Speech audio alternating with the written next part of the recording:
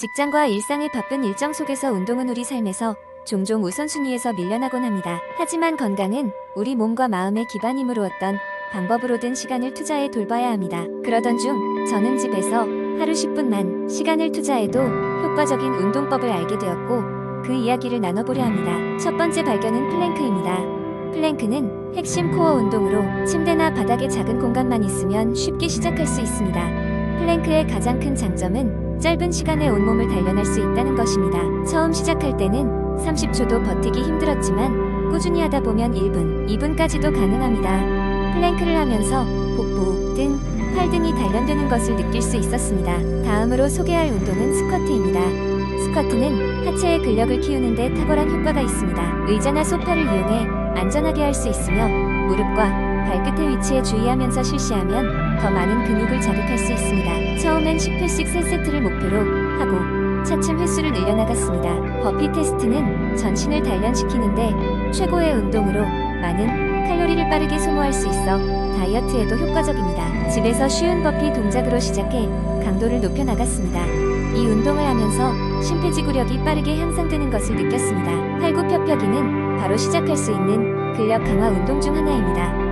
상반신을 고르게 발전시켜주고 가슴과 팔에 힘을 길러줍니다. 초보자는 무릎을 땅에 대고 시작할 수도 있습니다. 처음엔 5회만 해도 숨이 찼는데 지속적으로 도전하면서 몸이 강해지는 것을 경험할 수 있었습니다. 마지막으로 요가와 스트레칭으로 몸의 유연성을 보강하고 긴장된 근육을 풀어주었습니다. 요가는 정신의 안정과 자세 향상에도 큰 도움이 됩니다.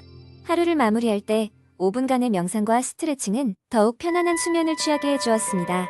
이 모든 운동법은 부모님과 함께 하기도 좋았습니다. 가족과 함께 운동을 하면 서로의 동기부여가 되기도 하고 즐거운 시간을 보낼 수 있는 기회가 됩니다. 특히 운동 후엔 몸이 편안해지고 하루를 활기차게 시작할 수 있었습니다. 하루 10분이라는 짧은 시간 동안이라도 이렇게 다양한 운동법을 통해 건강을 챙길 수 있었습니다.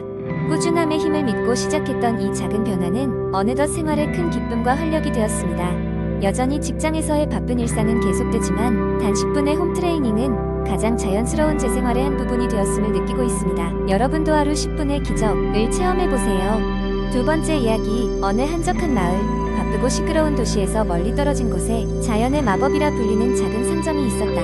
그 상점은 마을 사람들 사이에서 비밀리에 전해지며 전설 같은 존재가 되었다. 그곳의 주인, 할머니 수지는 식물들에 대한 놀라운 지식을 가지고 있었고 이를 바탕으로 수많은 천연 스킨케어 레시피를 만들어냈다. 할머니 수지는 매일 아침 이슬이 맺힌 정원을 거닐며 자연이 주는 원료들을 채취했다. 그녀의 정원은 달맞이꽃, 로즈잎, 알로에, 베라 등 다양한 허브와 꽃들로 가득했다. 마치 자연의 약국 같은 그곳에서 수지는 스킨케어의 기초가 되는 재료들을 직접 길러냈다. 어느 날 마을에 사는 젊은 소녀 하영이 수지를 찾아왔다. 하영은 그동안 시간이 지날수록 늘어가는 피부 문제들에 대한 고민이 많았다. 그녀는 화학 성분이 함유된 여러 제품들을 사용해봤지만 오히려 피부가 더 예민해지고 좋지 않은 영향을 받게 되었다. 수지는 하영의 이야기를 차분히 듣고 그녀를 정원 안으로 이끌었다. 정원의 여러 식물들은 자연스럽게 하영의 시선을 사로잡았다. 수지는 하영에게 로즈잎 오일의 놀라운 보습 성분과 알로에 베라의 진정 효과에 대해 설명해 주었다. 그날 이후 하영은 수지가 만들어준 천연 스킨케어 레시피를 따라 자신만의 스킨케어 루틴을 시작했다.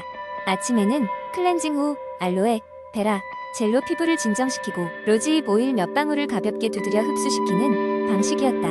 또한 주 2회 수지가 가르쳐준 녹차가루와 꿀을 섞어 만든 마스크팩을 사용했다. 시간이 지날수록 하영의 피부는 눈에 띄게 개선되기 시작했다. 피부에 윤기와 맑음이 돌아왔고 오래된 색소 침착도 점차 사라졌다. 하영은 자연의 힘을 눈으로 직접 확인하면서 감사한 마음이 들었고 수지 할머니의 지혜와 자연의 놀라움에 깊은 감명을 받았다.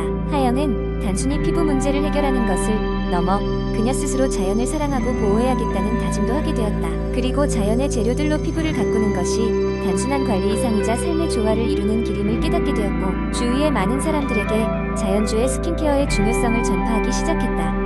이야기는 입에서 입으로 전해져 결국 마을을 넘어 인근 도시 사람들도 자연의 마법을 찾아오게 되었다.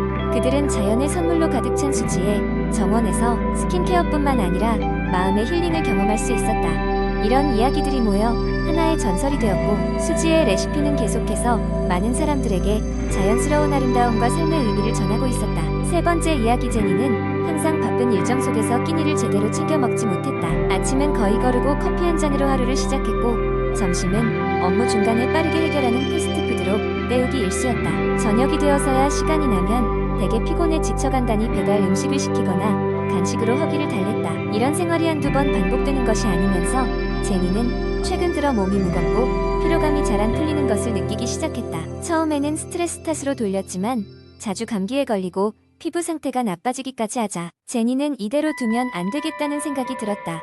그녀는 자신의 생활 습관을 점검해 보았고 그 결과가 직관적이게도 규칙적이지 못한 식습관에 닿아 있다는 것을 깨달았다. 게다가 식사 시에도 영양소를 고려하지 않아 몸이 필요로 하는 에너지를 충분히 공급받고 있지 못했던 것이다. 그녀는 문득 건강관리에 각별히 신경 쓰는 친한 친구 민지를 떠올렸다. 민지는 규칙적인 식사 시간과 균형 잡힌 식단으로는 활기찬 모습을 보여주었기 때문에 제니는 민지에게 도움을 요청하기로 했다. 민지는 웃으며 제니에게 몇 가지 팁을 전해주었다. 가장 중요한 것은 아침 식사를 거르지 않는 것이라며 간단한 요리법을 가르쳐주었다.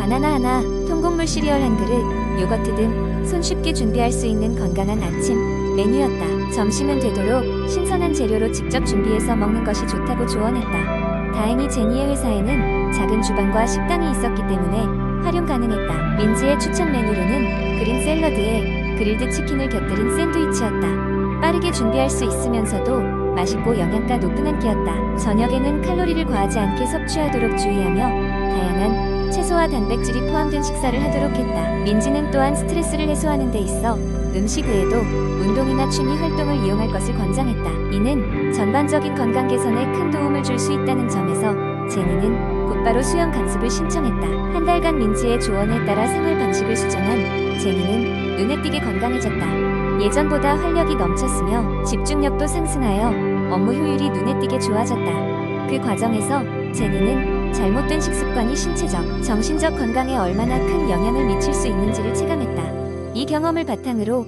제니는 건강한 삶의 중요성을 주위 동료들과 친구들에게도 전파하기 시작했다. 그 결과 많은 사람들이 그녀의 이야기에 귀 기울였고 자신의 식습관을 점검하며 변화를 추구하게 되었다. 이 썰은 제니만의 특별한 경험이지만 바쁜 일상 속에서도 건강을 고려한 작은 변화가 큰 변화를 만들어낸다는 것을 보여준다. 또한 단순히 먹는 것을 넘어서 음식이 우리의 하루에 미치는 영향을 되새기게 하며 건강한 식습관의 중요성을 일깨워준다. 네 번째 이야기. 어느 날 나는 콧노래를 부르며 카페에서 라떼 한 잔을 앞에 두고 앉아 있었다. 날씨는 화창했고 창문 밖 나뭇잎들은 햇빛을 받아 황금빛으로 반짝였다. 그런데 그 순간에도 내 마음속에는 무언가 무거운 것이 가득 찬 느낌이었다. 그건 스트레스였다. 강해, 과제, 그리고 점점 쌓여가는 마감일들. 마치 끝없는 바다에 빠져 허우적거리는 기분이었다. 그렇다. 나는 대학생이었다. 그때 우연히 잡지 한 권이 내 눈에 들어왔다. 표지에는 스트레스 관리, 행복한 마음을 위한 10가지 팁이라는 제목이 적혀 있었다. 별 기대 없이 잡지를 펼쳤는데 그 안의 내용은 내 삶을 바꿀 만한 인사이트로 가득 차 있었다. 첫 번째 팁은 호흡법 연습하기였다. 호흡법이라니 정말 효과가 있을까 의문이었지만 그냥 한번 해보기로 했다. 깊게 숨을 들이마시고 천천히 내쉬면서 숫자를 셌다. 처음엔 아무 변화가 느껴지지 않았지만 몇 번 반복하자 마음속에 약간의 평화가 찾아왔다. 매일 아침 이 호흡법을 5분씩 실천해보니 스트레스가 덜 쌓이는 것을 느꼈다. 두 번째로 자기만의 시간을 가지기 라는 팁도 나왔다. 나만의 시간이라 그동안 여러 가지 핑계로 몰아 나를 돌볼 시간을 거의 가질 수 없었는데 이 제안이 나에게 큰 충격으로 다가왔다. 하루에 30분이라도 책을 읽거나 산책을 하거나 좋아하는 음악을 들으면서 보내기로 결심했다. 그리고 이 시간이 하루 중 가장 기다려지는 순간이 되었다. 세 번째 팁은 감사 일기 쓰기였다. 하루 일과 중 감사했던 일 3가지를 적어보라는 것. 처음엔 무심코 지나쳤던 작은 일들도 적어보았다. 따뜻한 카페라떼 한 잔, 친구의 문자 한 통, 저녁 노을. 감사의 기술을 배우면서 내 일상에 대한 시선도 변하기 시작했다. 물론 모든 게 순탄하지만은 않았다. 가끔은 스트레스와 불안이 다시 몰려올 때도 있었다. 하지만 그럴 때마다 나는 스스로에게 말해줬다. 괜찮아, 너는 이미 잘하고 있어. 라고. 시간이 지나면서 나는 변화를 느꼈다. 예전엔 내 앞에 놓인 문제들이 절대 해결될 수 없을 것처럼 느껴졌다면 이제는 하나씩 차근차근 풀어갈 수 있다는 자신감이 생긴 것이다. 스트레스를 줄이는 것에 급급했던 나는 이제는 그 스트레스를 삶의 일부분으로 이해하고 그것과 함께 건강하게 공존할 수 있게 되었다. 그리고 나는 나만의 이야기를 완성해 나갈 수 있게 되었다. 마음의 균형을 유지하면서 스트레스를 관리하는 방법을 배우고 그 과정 속에서 나 스스로가 더 강해질 수 있었던 것이었다.